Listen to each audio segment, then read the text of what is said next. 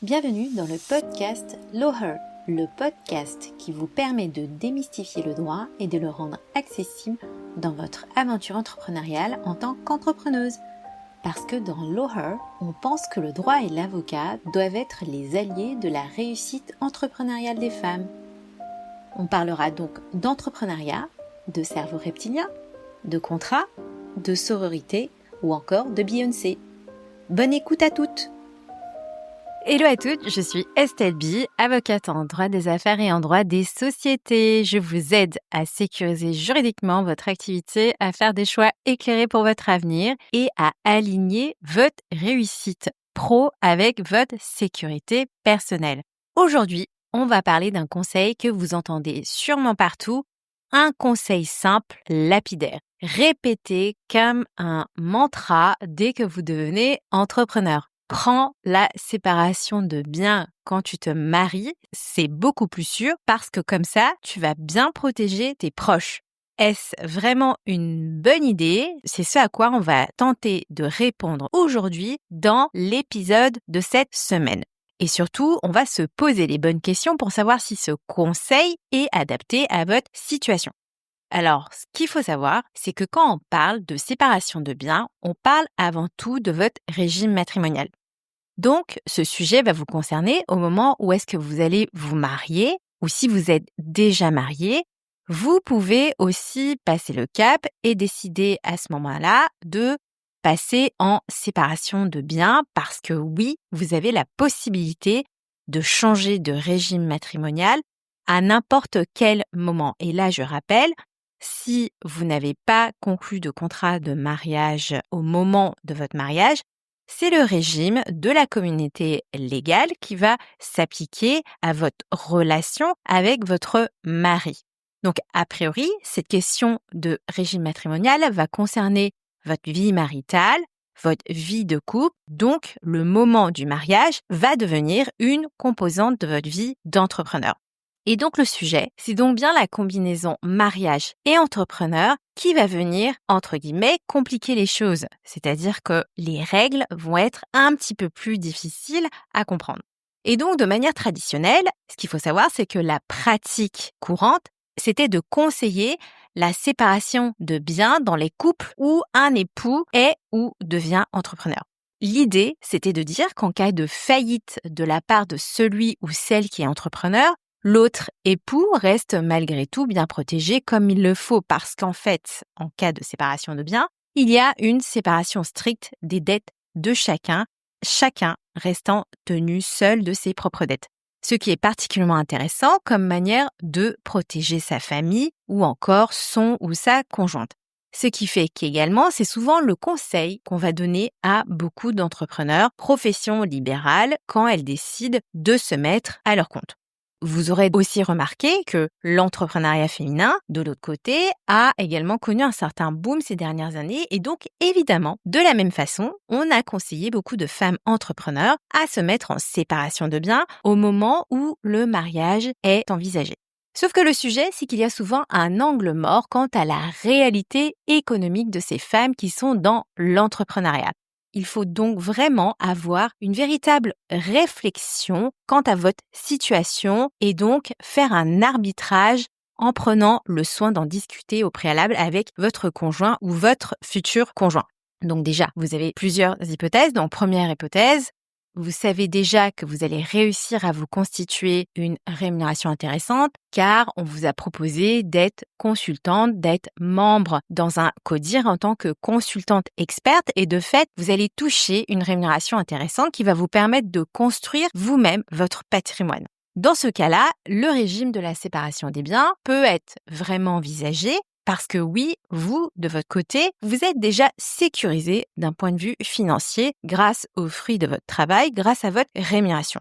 L'autre hypothèse, ça peut être complètement l'inverse. Vous savez typiquement que vous allez forcément gagner moins que votre conjoint parce que vous avez décidé de mettre votre carrière entre parenthèses à un moment donné, soit parce que vous avez des problèmes de santé, soit parce que vous avez décidé de vous occuper de vos enfants. Donc, attention, dans cette hypothèse, à la question du régime matrimonial et surtout sur le choix de votre régime, notamment si vous choisissez la séparation de biens. Parce que vous pouvez aussi vous appauvrir bien plus en cas de séparation ou de divorce si vous êtes en séparation de biens.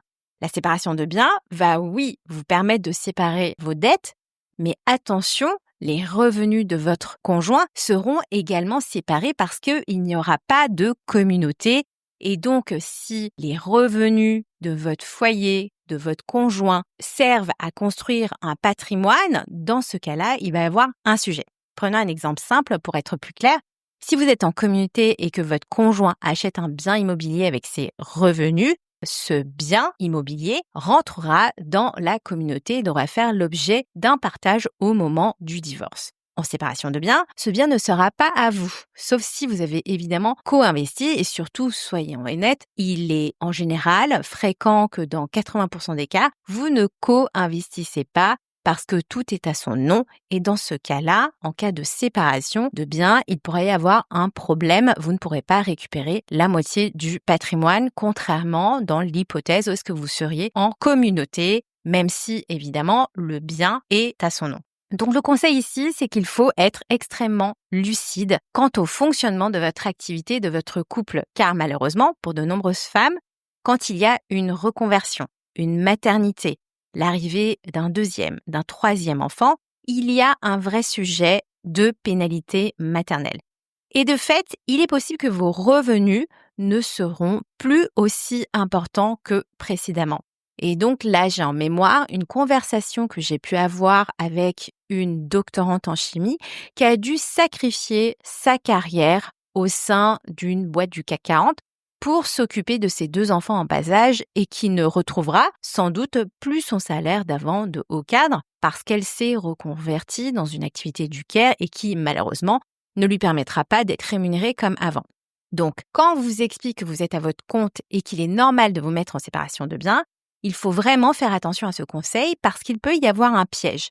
Et surtout, ce conseil n'est pas adapté à ce fonctionnement un peu hypocrite. Parce que derrière tout ce discours d'autonomie, il y a aussi en filigrane un désengagement matériel dans le couple qui se crée. Comme si, une fois que vous devenez entrepreneur, vous deviez vous débrouiller seul, même quand votre activité est encore en pleine croissance ou que vous génériez moins de revenus qu'espéré.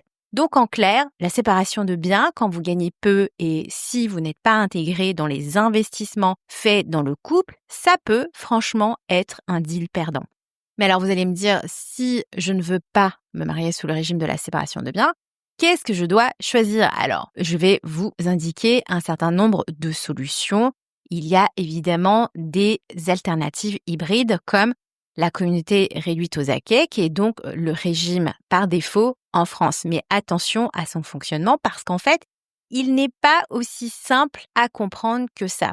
Donc, l'idée, c'est de dire, il existe donc des alternatives hybrides comme la communauté réduite aux acquets, qui est donc le régime par défaut en France. Grossièrement, tout ce qui est acquis pendant le mariage est commun, sauf ce que vous aviez avant ou ce que vous aviez reçu par héritage. Si vous gagnez peu, ce régime peut être intéressant pour vous protéger. Attention malgré tout, parce que c'est un régime qui n'est pas facile à comprendre. Donc, quelquefois, il peut y avoir des mauvaises surprises. Donc, moi, mon conseil, c'est quand même de vous tourner vers un professionnel du droit pour vous aider justement sur cette question de choix du régime matrimonial. Vous avez également la participation aux acquets, donc qui est un régime intermédiaire. Pendant le mariage, chacun va venir gérer ses biens séparément, mais en cas de divorce, les richesses créées seront partagées.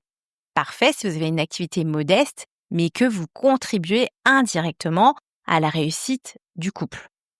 Le régime de séparation des biens avec société d'acquet, qui est une variante plus fine. Vous êtes séparés, mais vous définissez certains biens ou investissements comme communs. On choisit donc ce qui va entrer dans le pot commun, donc ce qui peut être assez utile pour préserver un certain équilibre. Bref, vous voyez l'idée. Il y a plusieurs façons de construire une sécurité matrimoniale sans sacrifier vos droits et votre protection. Il est donc indispensable de réfléchir à 2 fois, voire même plusieurs fois, plutôt que de foncer tête baissée sur le régime de la séparation de biens. Et surtout, il faut aborder la question de votre sécurité financière avec votre +1 ou votre futur +1. Il est légitime de se poser des questions et d'intégrer des questionnements qui vont porter sur l'argent, les dettes et le patrimoine. Parce que l'amour ne peut pas être que désintéressé. Il existe en effet une réalité économique qu'on ne va pas pouvoir occulter. Donc, conclusion, ne copiez pas, réfléchissez. Donc, si vous ne deviez retenir qu'une seule chose de cet épisode, c'est celle-ci. Le régime matrimonial, ce n'est pas une simple formalité, c'est un choix stratégique. Et comme tout choix stratégique, il va dépendre de vos revenus, de votre patrimoine, de vos projets ou encore de vos risques. Ce n'est pas parce que votre copine entrepreneur a pris la séparation de biens qu'il faut la copier. Peut-être que dans ce comté, elle va gagner 150K par an et vous, plutôt 30K par an. Peut-être que son mari est endetté, peut-être que le vôtre vous aide financièrement parlant le temps que votre activité décolle. Chaque situation est unique et c'est pour cela que mon métier existe. Alors si vous avez un doute, venez m'en parler. C'est mon job de vous aider à y voir clair, à anticiper et à choisir ce qui est juste pour vous. Je vous retrouve la semaine prochaine pour un nouvel épisode de Loher, votre podcast juridique qui parle d'argent et de pouvoir. D'ici là, prenez soin de vous.